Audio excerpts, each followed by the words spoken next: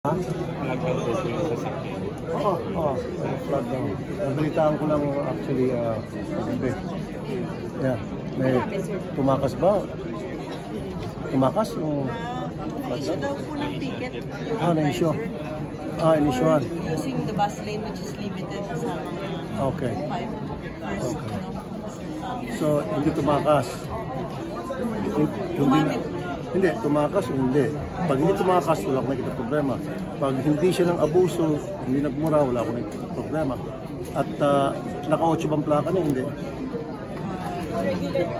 Pero yung gumamit, sir, sana yung dumaan siya, aware tayo na parang 5 first. Well, in-admit naman niya, hindi naman siya sinungaling at nag-apologize siya. So, ako nakikita ang problema doon. As long as hindi siya tumakas, hindi siya gumamit ng plakang 8, which karapatan niya gumamit, pero hindi siya gumamit.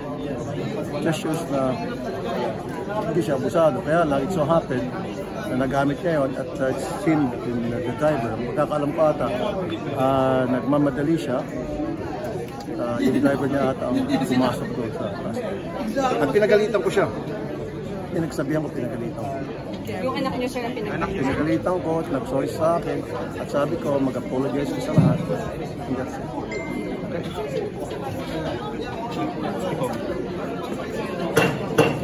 Siya. So, decision to driver, sir, hindi decision ko. Nagamaan. Kailan mamaya.